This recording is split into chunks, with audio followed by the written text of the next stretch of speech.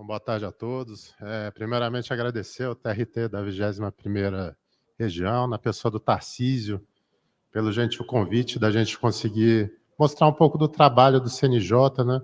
Principalmente na área de produção de conhecimento, na área de produção de pesquisa, que é feito prioritariamente por todos os setores, mas principalmente pelo Departamento de Pesquisas Judiciárias, né? Que é o setor que mantém o Banco de Dados Nacional do Poder Judiciário, DataJude, e faz elaboração também daqueles relatórios que eu acho que todos conhecem, o Justiça em Números, né, tem o CNJ em Números, tem as pesquisas empíricas.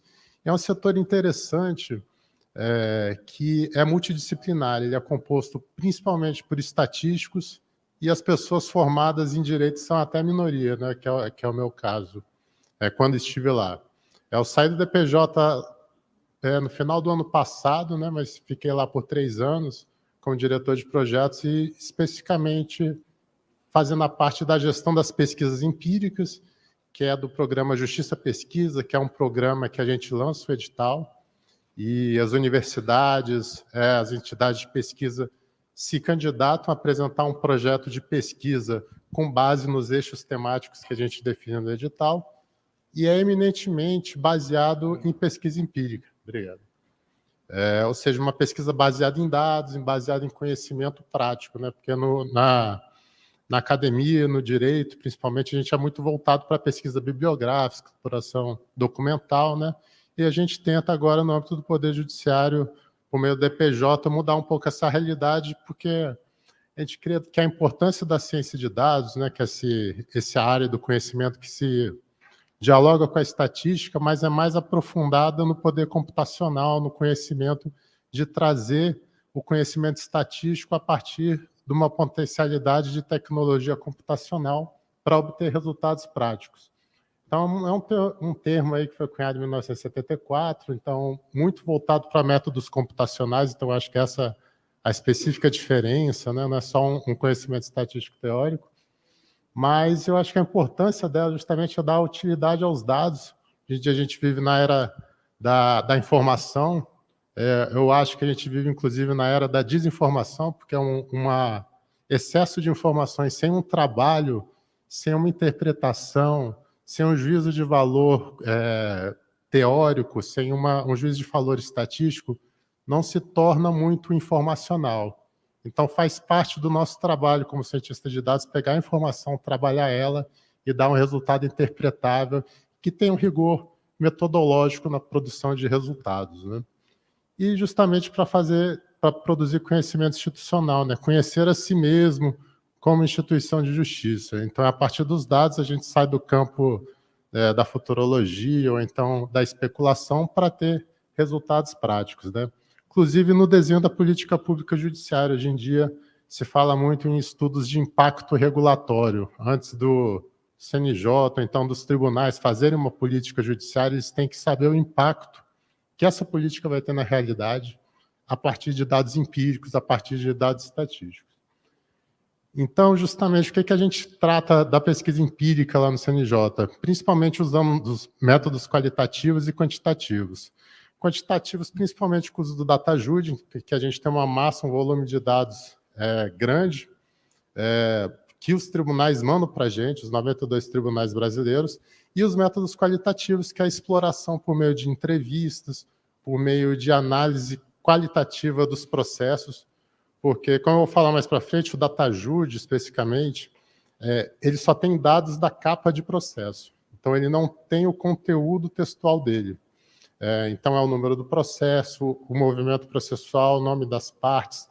Isso permite ter um panorama geral do processo para fins estatísticos, de produção de conhecimento estatístico, mas não do conteúdo.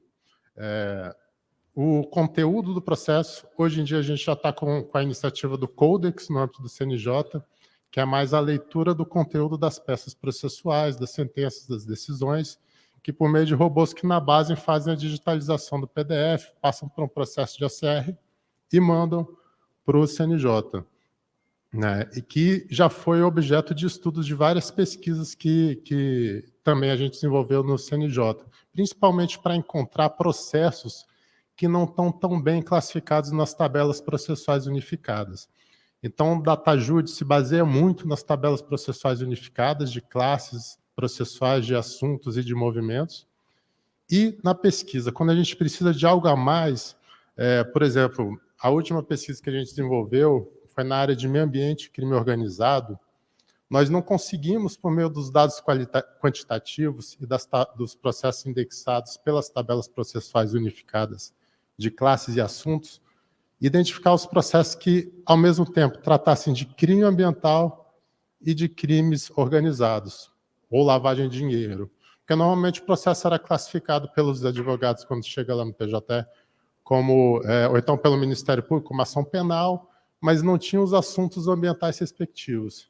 Então, daí a gente passou para o método qualitativo, de exploração de autos processuais e por web scraping da jurisprudência do TRF1 e web scraping do Diário de Justiça Eletrônico. Então, a prática que a gente usa também é fazer a raspagem de dados para encontrar informação e os processos que sejam interessantes para a pesquisa judiciária.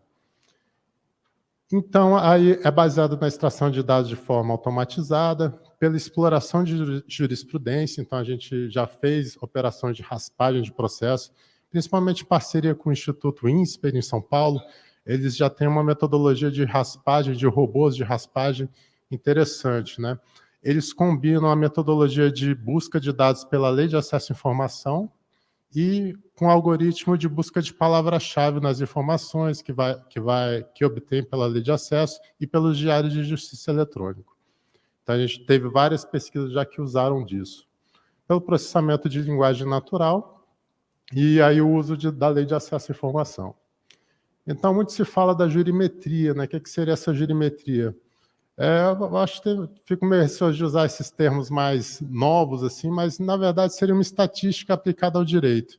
É um conceito não tão novo, que já datava numa publicação de 1948, desse artigo do Lee Lobinger, que tratava do inconformismo com o direito como discurso e experiência. Então, ele buscava uma aplicação mais prática e era mais voltada para a atuação do advogado e não tanto para a justiça, que a gente faz hoje. Então, fazia análise de comportamento de testemunhas. Lá tem uma experiência, nos Estados Unidos tem uma experiência de tribunal de júri muito mais ampla, né? Uma competência do júri muito mais ampla que a brasileira. O comportamento da decisão dos juízes, o comportamento dos legisladores. Então, era uma técnica mais usada. E o DataJude é uma das funções interessantes, hoje tem até a grata oportunidade de falar do Justiça em Números 2024, que foi lançado ontem pelo ministro Barroso, no plenário do CNJ.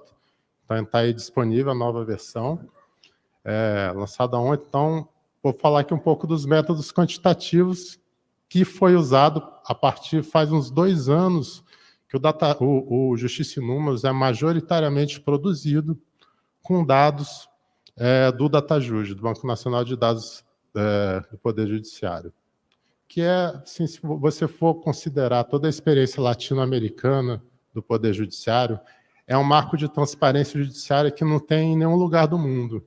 Então, quando você vê, eu tive a oportunidade de ver os tribunais da Alemanha, os tribunais americanos, inclusive a gente vê em filmes, né, para você obter uma decisão, a motivação da Suprema Corte americana é difícil, né? O pessoal entra, desenha a sessão de julgamento, e aqui no Brasil a gente tem um nível de transparência, isso é um motivo que a gente deve se orgulhar bastante, do nível de transparência que a gente tem no Poder Judiciário brasileiro, né?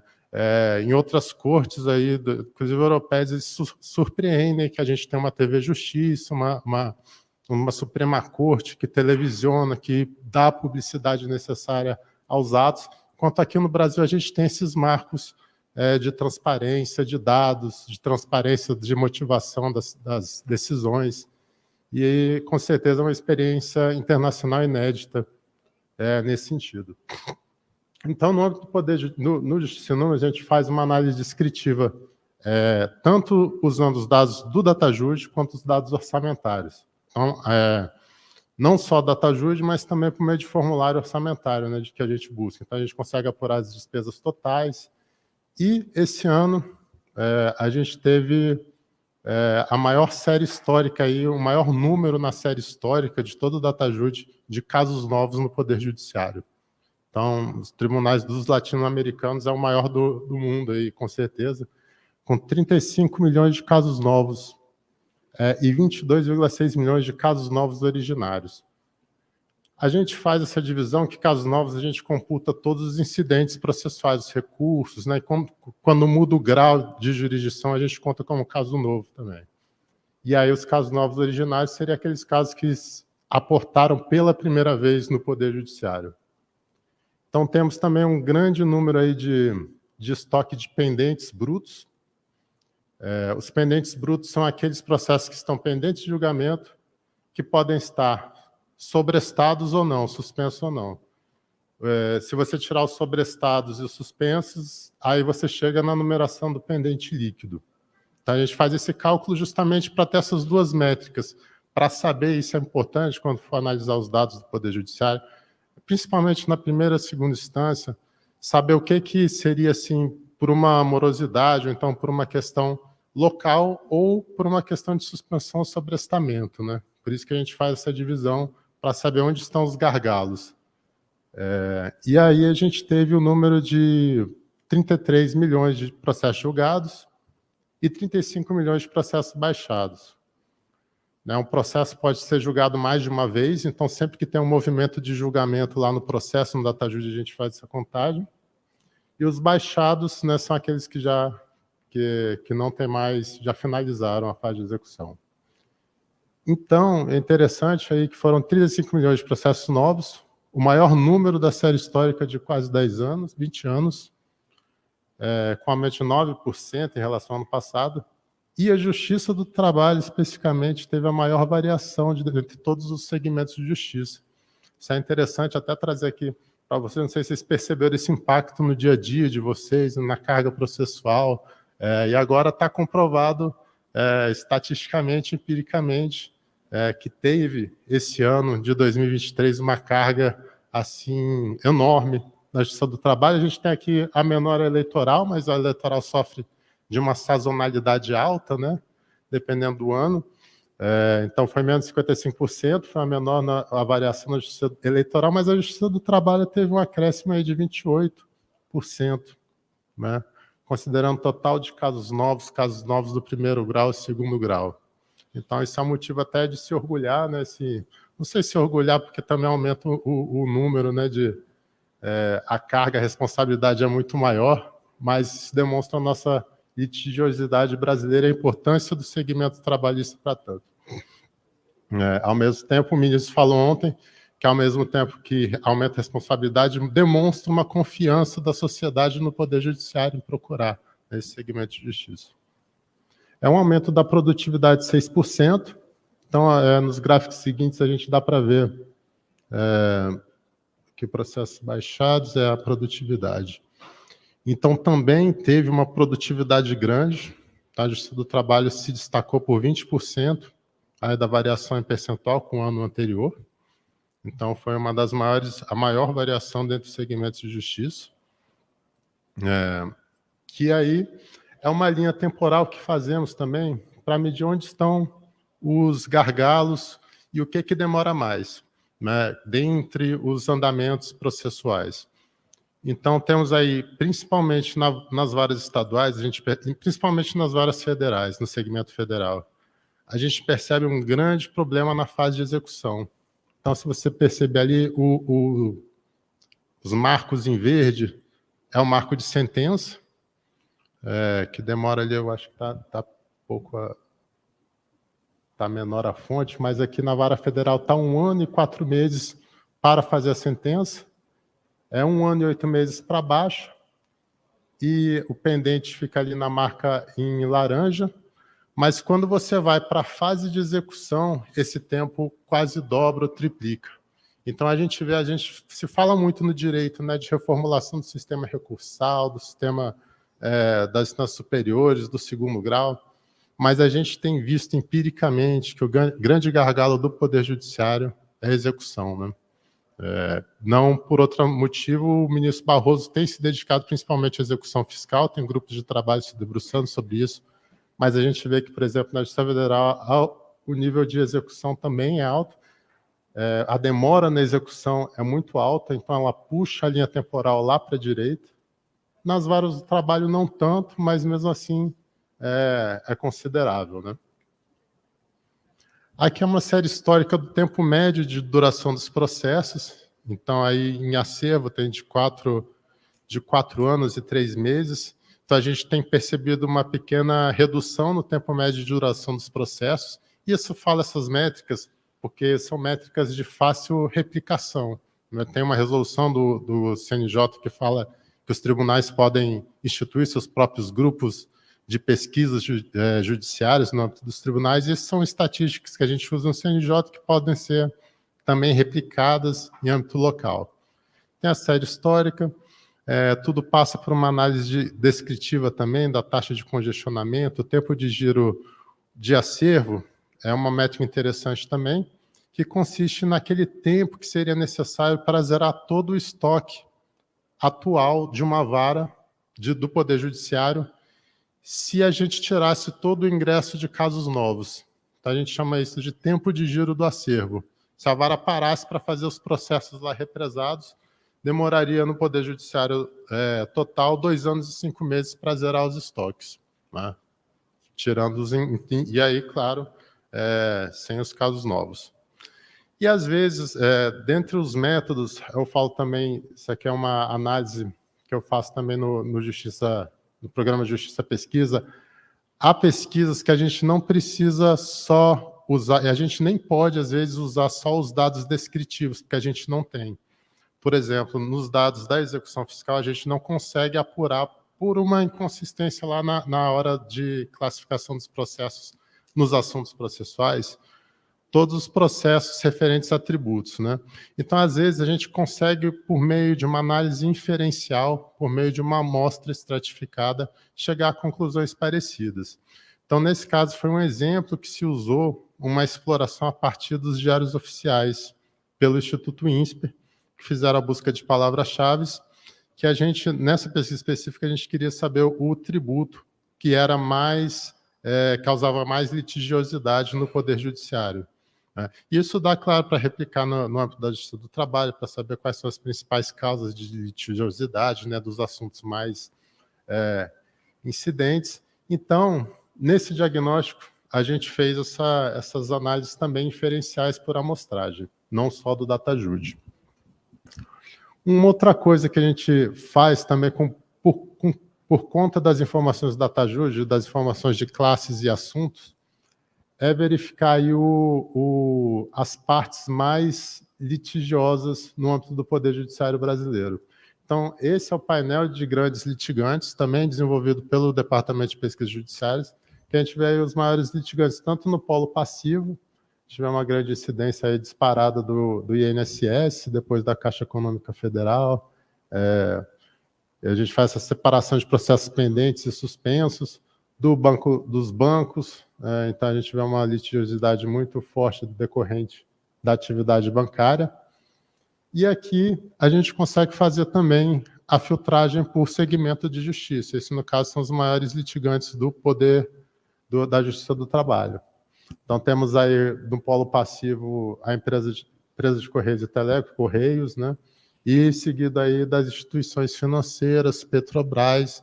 Então, isso é interessante, que isso também pode ser replicado no âmbito local, no âmbito do tribunal, para, por meio de dados empíricos, que você explorar quem são os maiores litigantes estaduais, locais, municipais, né, as empresas, enfim. A gente consegue identificar padrões, hoje em dia com centros de inteligência, até para fins de litigância predatória, esses dados são muito interessantes, né, de saber os maiores litigantes. Então, isso tudo pode ser fornecido por conta desses dados empíricos aí, inferenciais do sistema DataJude, que já disponibiliza uma API de consulta pública. Então, qualquer pessoa qualquer pesquisador, tribunal, tem acesso a essa API, pode pedir seu acesso e fazer as consultas necessárias dos dados de capa de processo nacionais. Aí é o painel de monitoramento do DataJude, isso é um painel mais técnico da informática, do banco de dados. DataJude é mantido numa base Elasticsearch, numa base NoSQL, não estruturada, porque o volume de dados à época exigiu que fosse uma base de dados não estruturada. No início, a infraestrutura não suportava o volume de dados nacionais, mas hoje em dia a gente já tem uma camada estruturada que é obtida por meio da base do Elasticsearch, né? Então a gente já tem uma camada de banco de dados em Postgres, que aí os estatísticos, né, os pesquisadores conseguem fazer as consultas de forma mais fácil. Então aí são 92 tribunais, isso aí é o panorama do DataJude, atualizado em 26/5. São 363 milhões de processos, 16 bilhões de movimentos processuais. Tem o tamanho da base de dados, só de metadados, repito, né, não tem dado de conteúdo de processo. Então, o Codex hoje em dia deve estar muito maior. E aí o segmento trabalhista, né, o impacto do segmento trabalhista no DataJude. São 24 tribunais, 26 milhões de processos e 1 bilhão de movimentos processuais. Então, aí a gente faz mais uma mensuração para saber o porte do banco de dados, né? Uma mensuração mais técnica. E é o fundamento normativo do DataJude, a Base Nacional de Dados, foi instituído desde 2020. É uma base que, hoje em dia, ela não contém processos para trás de 2020, mas se o processo estava pendente em 2020, ele está na base do DataJude obrigatoriamente, né?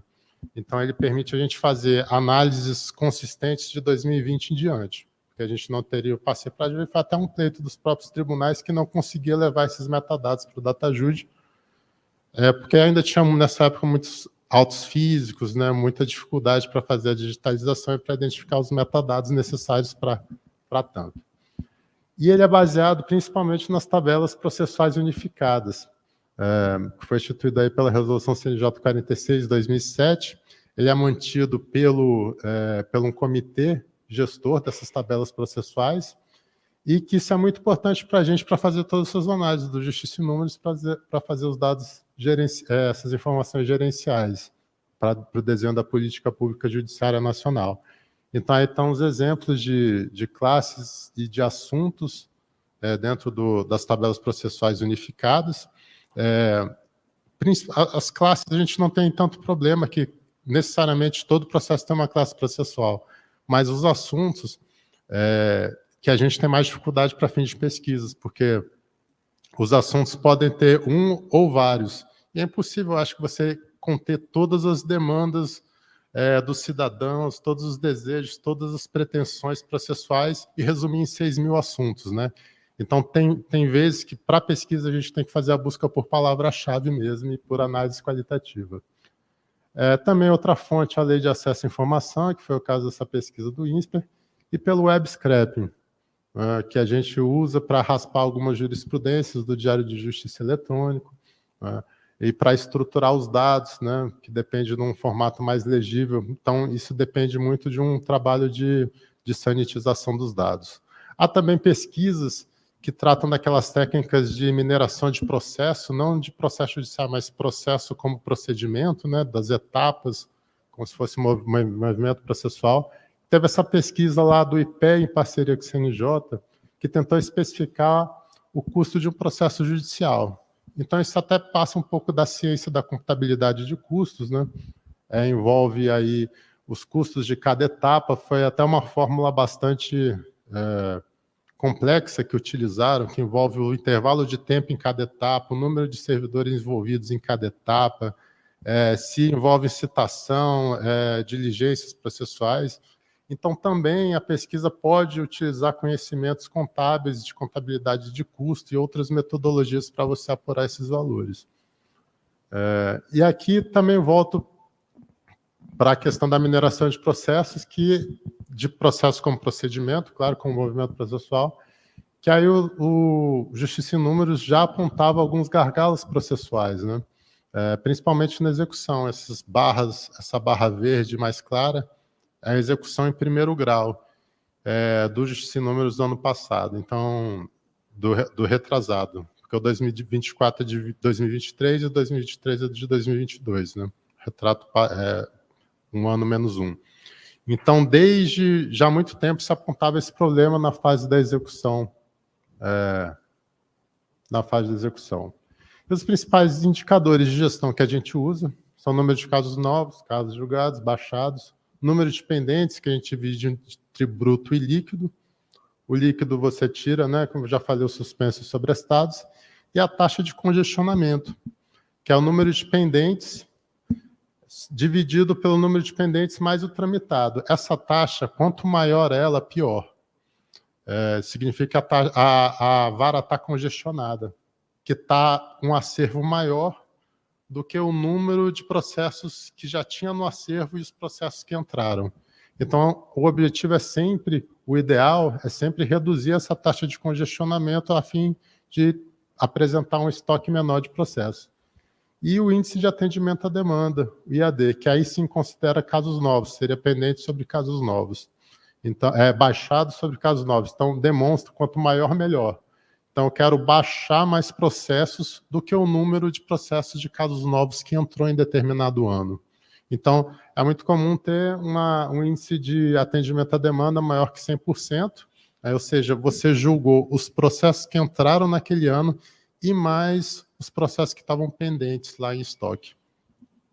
Então, todos esses indicadores, isso a gente faz numa plataforma chamada Serene Júri, de ações ambientais, a gente consegue gerar índices de comparabilidade entre segmentos e entre níveis de jurisdição. Então, a gente consegue comparar os casos novos, os índices de atendimento à demanda, a taxa de congestionamento a nível do Poder Judiciário Nacional, por exemplo, com o nível do tribunal e com o nível da unidade judiciária. Isso tudo já é possível por meio do painel de estatística aí do Poder Judiciário, do DataJud, que é esse painel que tem a foto ali do lado, que tem todos esses índices que cada um de vocês pode entrar e consultar a unidade judiciária a qual é vinculada para saber sua taxa de congestionamento, seu índice de atendimento à demanda.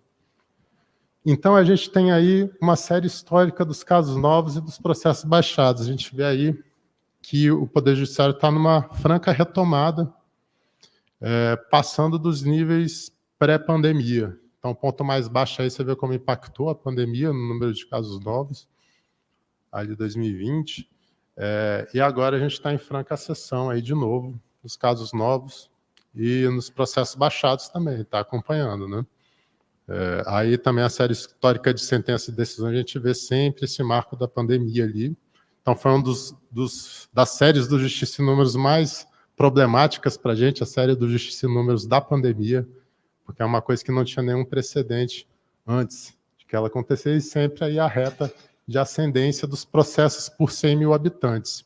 Então, a gente vê que não é um processo, a litigiosidade não está aumentando por conta do aumento populacional, ela está aumentando por outros fatores, né? Tendo em vista que foi feita já a ponderação por 100 mil habitantes. O tempo de giro de acervo, ali da Justiça do Trabalho, fica aí na esquerda por TRT. Quando a gente faz essas comparações entre tribunais, a gente divide entre tribunais de grande, médio e pequeno porte. Aqui o TRT 21, no caso de pequeno porte, está ali no meio, com... Isso aqui é o tempo de giro de acervo bem baixo, então significa que está tramitando rápido.